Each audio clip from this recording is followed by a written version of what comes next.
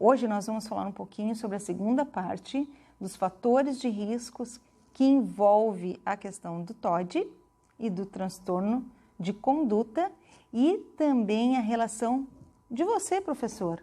Como nós vamos conduzir isso em sala de aula?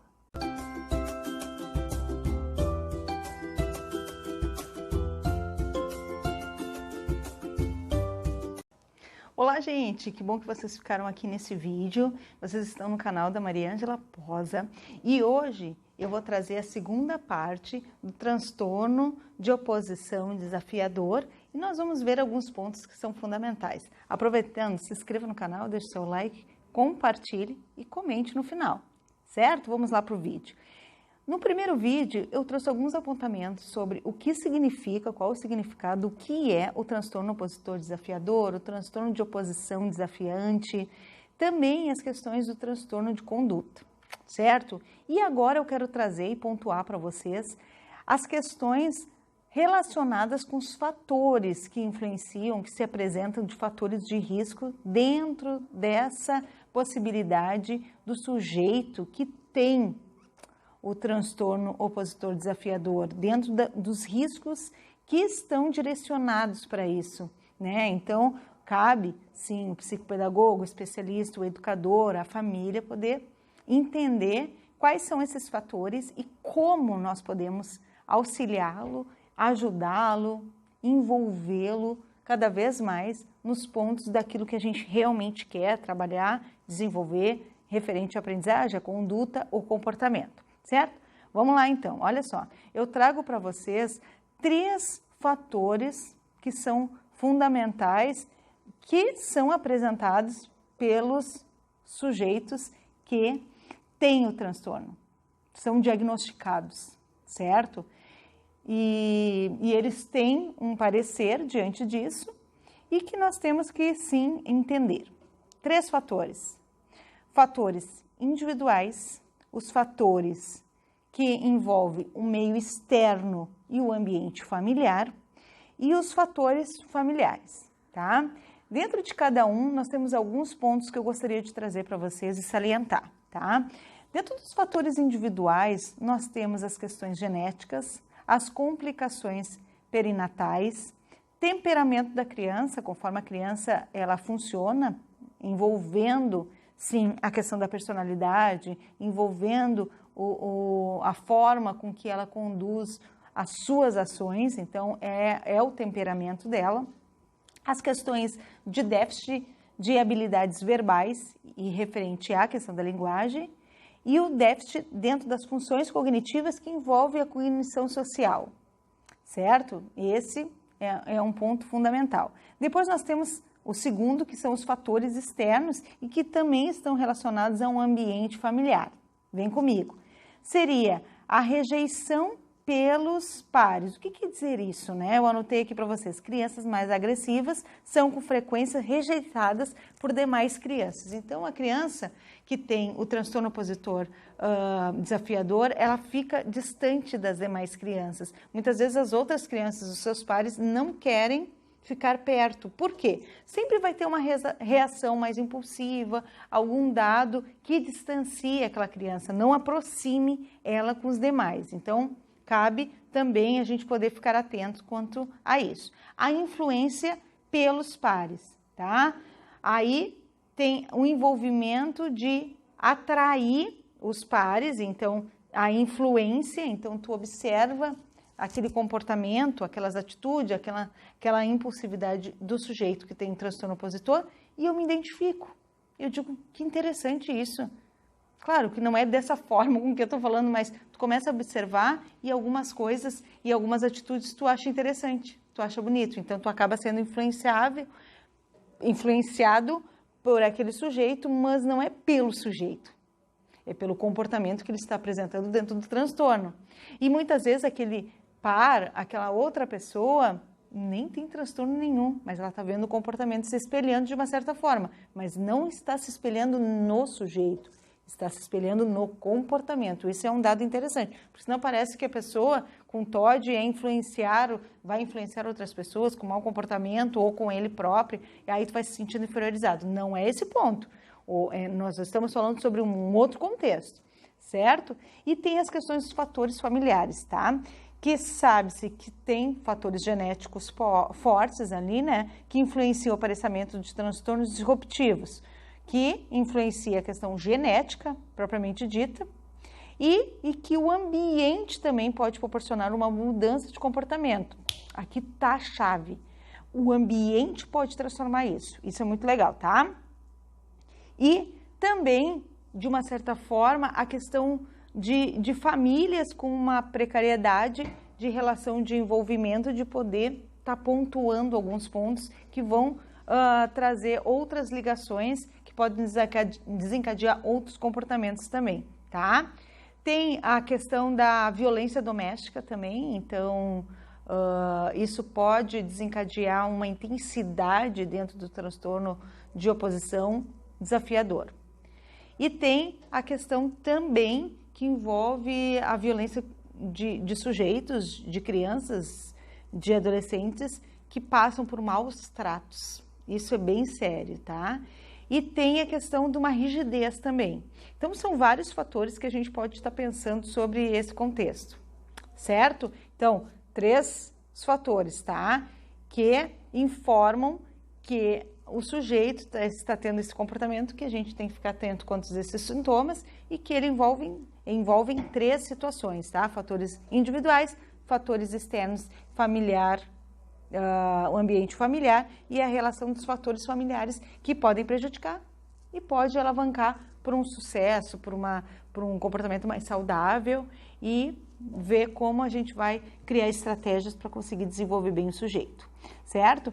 Tem outros pontos que eu gostaria de trazer para vocês agora, que é a relação desse professor, desse docente, dentro desse contexto de crianças que têm o transtorno de oposição desafiador. Vem comigo, vamos lá. Vamos prestar atenção aqui. Olha só, o que o professor pode fazer? Referente a essa relação do docente junto com o transtorno opositor de algum sujeito de sua sala de aula, o que nós temos que perceber? Como nós vamos engajar cada vez mais esse sujeito dentro desse contexto? Então, eu trago 5 pontos que vão ajudar muito o docente para entender qual é esse processo, tá? Olha só. Nós temos 5 pontos. Os 5 pontos eles estão relacionados com segurança, engajamento, a questão da visibilidade, a questão da antecipação e desafios e a questão da relação de grupos, tá? Isso eu falo diretamente para a questão do docente em sala de aula, tá? Nesses 5 pontos, o que a gente tem que perceber? Como a gente vai envolver o aluno que tem o transtorno de oposição desafiador, transtorno opositor, desafiante, para conseguir conduzir e amenizar esse comportamento que ele está muito intenso, ele está num pico. E muitas vezes, naquela primeira parte que eu falei, ele está em uma explosão de quê? De impulsividade, de comportamento que aparentemente não está legal. Aparentemente não está legal, mas a gente tem que conduzir e ver a melhor maneira com que a gente vai tratar isso. Então, o sujeito tem que se sentir seguro e confiante. Tá? O professor ele tem que passar isso. A partir do momento que o professor passa isso, esse sujeito pensa assim, bom, se eu tiver alguma dificuldade quanto à questão de comportamento, eu sei a quem procurar. Eu vou dar segurança. O professor dá segurança para esse sujeito. Até tem uma questão, né, importante, é envolver esse sujeito com engajamento dentro das suas atividades. Então, assim, a partir do momento que eu dou segurança, torno as atividades visíveis para ele, não muitas atividades, um número menor, antecipando, eu estou passando uma segurança e eu estou dizendo, eu estou te entendendo, nós vamos conduzir dessa forma, segurança, o professor tem que ter, certo? Segundo ponto, engajamento. Eu vou engajar esse sujeito em todas as atividades, em todas as propostas. E como eu faço isso? Né? Não é só por intermédio de uma disciplina, de um limite, mas a partir do momento eu vou criar respeito, cumplicidade, olho no olho. Parece uma coisa assim, Maria, parece tão simples, mas não é uma questão assim, é engajar, vincular, tá tudo certo. Não, é envolvimento, é processo, é dia após dia, olho no olho, faz o sujeito confiar em ti e eu conseguir articular e possibilitar que aquele comportamento ele possa ser amenizado, tá? Então, um dos pontos é engajar cada vez mais o sujeito que tem um transtorno dentro das atividades propostas em sala de aula, engajar ele, trazer ele como um sujeito que vai ser desafiado o tempo todo, tornar ele como uma pessoa que ajuda, que é produtiva dentro da sala de aula. Isso faz com que o sujeito se sinta bem.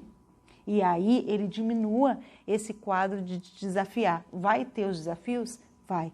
Vai ter a questão de imposição? Vai. Mas a gente vai conseguir amenizar, tá? Outro ponto é tornar tudo visível, concreto. Então, toda a minha fala, ela pode vir no concreto e eu mostrando. Isso funciona muito bem, tá? Outra coisa, como eu já falei, na questão do engajamento, é a antecipação. Essa antecipação, ela vai apoiar cada vez mais esse sujeito para a prática acadêmica, para a prática da aprendizagem. Isso é muito bom, tá? E diminuir a intensidade dos grupos. Então, se ele não funciona bem em grupo, eu posso transformar isso em duplas e ver como é que ele funciona. E aí, aos pouquinhos, ir transformando isso como um ambiente saudável para ele conseguir conduzir, se desenvolver academicamente, conseguir construir seu processo de aprendizagem e que aquele comportamento não impeça o desenvolvimento dele. Isso é importantíssimo. Um outro dado importante é a relação que a escola tem com a família. Então, jamais nós devemos esconder algo ou não trazer algo no momento que acontece para a família. Quando a gente trabalha com um sujeito que tem transtorno de oposição, desafiador, nós temos que estar com um diálogo na ponta da língua. Os gestores, o orientador, o professor tem que estar em comunicação direta. Por quê? Esse aluno ele pode ficar com um movimento muito exposto e isso não é legal dentro da escola também. Então, nós temos que ter esse link, sim, com a família e a família se sentir apoiada pela escola e a escola se sentir apoiada pela família. Parceria. Então, você está com, não contra a família. Quando a gente consegue fazer esse terreno fértil, nós conseguimos desenvolver e pensar no sujeito, de como o sujeito vai ficar e como ele vai conduzir a sua vida escolar da melhor maneira possível.